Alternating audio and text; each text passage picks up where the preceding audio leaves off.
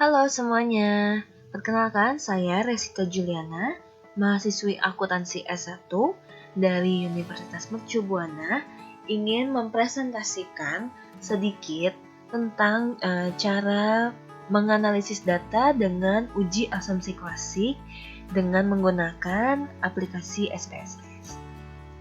Di sini saya membuat video ini untuk memenuhi tugas besar 2 saya di mata kuliah Statistik Bisnis dengan dosen pengampu Bapak Taufik Akbar. Kita langsung mulai aja ya.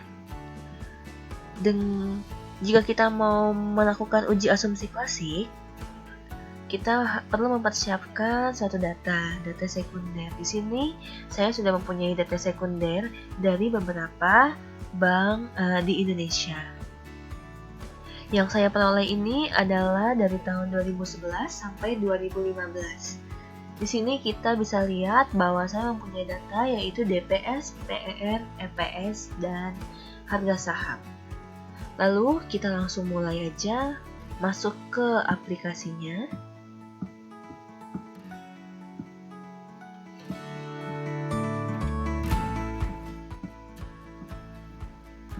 Kita mulai aplikasinya lagi. Oke, kita buka dari awal.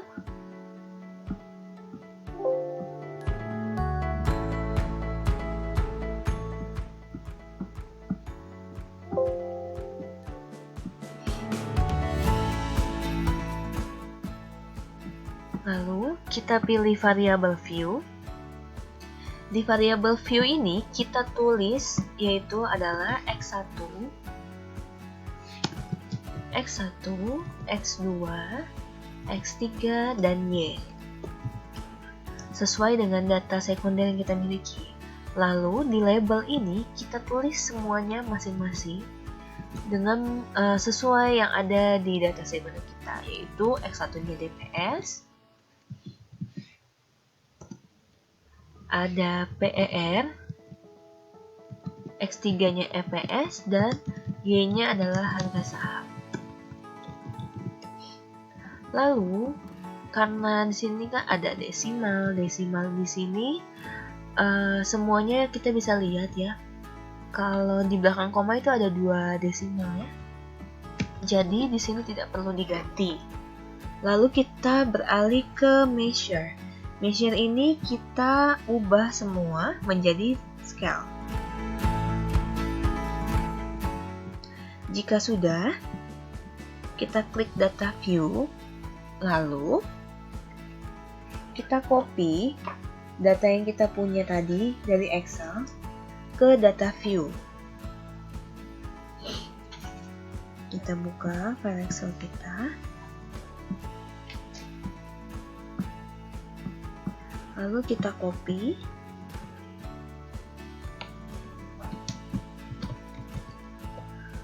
Lalu kita copy paste di sini. Oke. Jika sudah kita copy paste, kita klik analyze. Lalu kita pilih regression. Lalu kita pilih linear. Muncullah seperti ini, kolom seperti ini. Lalu di dependent ini kita isi dari harga saham, kita pindahkan. Lalu di kolom independent ini kita pilih sisanya. Kita pindahkan ke kolom sebelah. Lalu jika sudah, kita klik statistics. Di statistics ini kita checklist yang deskriptif. Deskriptif ini tujuannya adalah untuk menunjukkan data kita. Lalu kita klik juga collinearity diagnosis. Ini juga kegunaannya adalah untuk uji multilinearitas kita. Lalu kita klik di residuals ini, kita checklist Durbin-Watson dan checklist si case-wise diagnostisnya. Ini tidak perlu di checklist. Jadi Durbin-Watsonnya saja. Lalu kita klik continue. Jika sudah, kita pilih yang plots. Yang plots ini kolom Y itu diisi dengan spreadsheet. Kita pindahkan, dan kolom X kita pilih spread. Kita pindahkan. Lalu jangan lupa juga checklist di standardized residual plots ini, yaitu checklist histogramnya dan checklist normal probability plot. Tinggal klik continue. Lalu jika sudah, kita pilih yang save. Di sini kita bisa lihat ya, ada berbagai macam yang muncul. Lalu kita klik yang di residual ini, yaitu yang unstandardized. Lalu ini untuk kegunaannya adalah nanti uji run test kita. Jika sudah, kita klik continue, lalu kita klik OK. Nah, di sini kita tinggal tunggu hasilnya. Ini sudah selesai. Di sini sudah ada hasilnya, sudah muncul hasilnya. Lalu kita bisa lihat uji asumsi klasik itu ada 4, yaitu uji normalitas, uji multikolinearitas, ada uji heterodox-kedastisitas, dan uji autokorelasi. Yang pertama adalah uji normalitas. Uji normalitas ini kita bertujuan untuk menguji apakah dalam model regresi variabel pengganggu atau residual memiliki distribusi normal. Kita bisa lihat dari chart histogramnya. Kita lihat chart histogramnya. Di sini kita bisa lihat bahwa jika menggunung seperti ini, itu menentukan berarti normal. Data kita adalah normal. Lalu kita bisa lihat juga dari normal BP plots of regression standardized residual. Di sini kita bisa lihat bahwa jika titik-titik yang ada di normal PP plots ini mengikuti garis yang melintang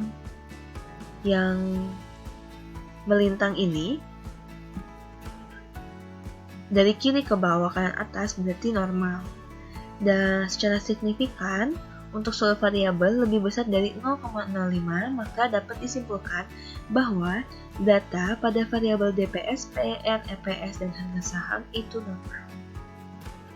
Lalu yang kedua, kita akan menguji multikolinearitas, yaitu bertujuan untuk menguji apakah model regresi ditemukan adanya korelasi antar variabel bebas atau independen. Di sini kita bisa lihat dari koefisiennya. Nah, dari nilai koefisien ini kita lihat tolerance dan VIV-nya. Di sini kita bisa lihat jika untuk menemukan terdapat atau tidaknya multikolinearitas pada model regresi dapat diketahui dari nilai toleransi dan nilai variance inflation faktor VIV.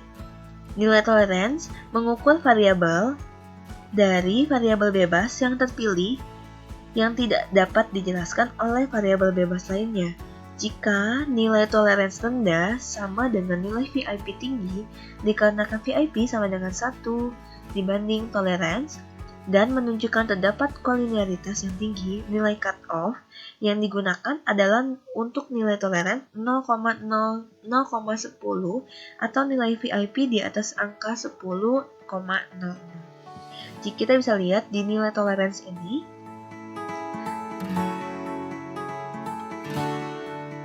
kita bisa lihat ini tidak terjadi multikolinearitas ya, karena nilai VIP-nya kurang dari 10,00 dan nilai toleransinya tidak melebihi 0,100.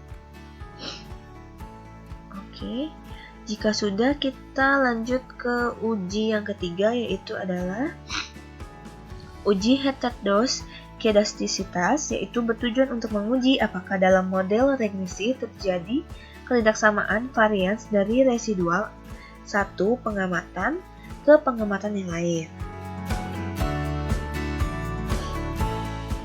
Lalu satu lagi adalah uji autokorelasi. Uji autokorelasi bertujuan menguji apakah dalam model regresi linear terjadi korelasi antara suatu periode T dengan periode sebelumnya, T-1. Dari autokorelasi ini kita menunjukkan menggunakan uji rantes ya. Kita balik lagi ke awal. Lalu kita pilih Analyze. Lalu kita pilih Non-Parametric Test, pilih juga Legacy Dialog, dan kita pilih yang Runs. Di sini kita tinggal pindahkan yang Unstandardized ini ke kolom sebelahnya, lalu kita tinggal klik OK. Nah, di sini sudah ada hasil run testnya. Dan nilai run test ini bagaimana cara mengambil keputusannya, yaitu bila nilai assign SIG ini kurang dari 5% atau 0,05, maka untuk ini ditolak dan H diterima. Hal tersebut berarti data residual terjadi menjadi secara tidak acak atau sistematis. Atau bila nilai assign SIG ini lebih dari 5% atau 0,05, maka untuk H diterima dan H ditolak. Hal tersebut berarti data residual terjadi secara acak atau random. Jadi kita lihat di assign SIG ini, nilai kita itu melebihi 0,05, tidak melebihi 0,05, maka datanya itu terjadi secara tidak acak. Oke. Sudah selesai dari penjelasan saya untuk uji asumsi klasik. Lalu kita tinggal klik, kita pilih save. Untuk save datanya, kita pilih ini, saya masukin datanya mau di mana, save-nya, lalu kita tulis.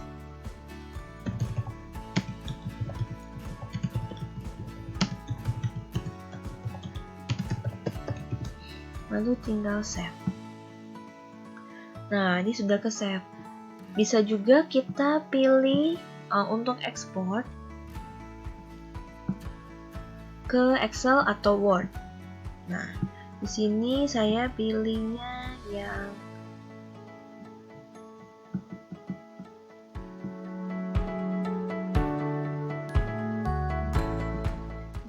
Excel.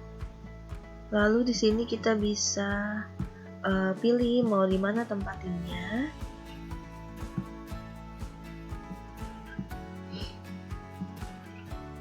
Tinggal kita ganti namanya. Uji asumsi klasik.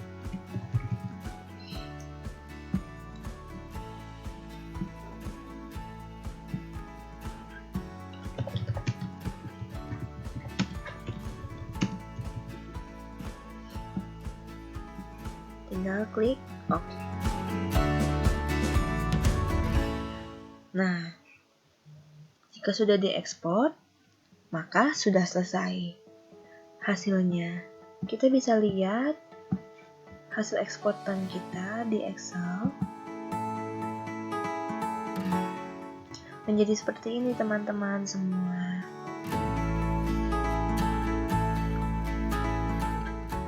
Di sini semua sudah ada rantesnya, ada histogram, ada koefisien, model, ANOVA, dan semuanya.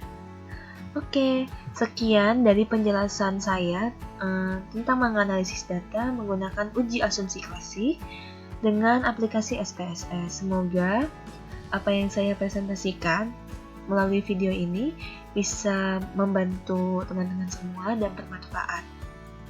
Mohon maaf jika ada kata-kata yang salah atau yang masih kurang lengkap. Saya undur diri. Terima kasih semuanya.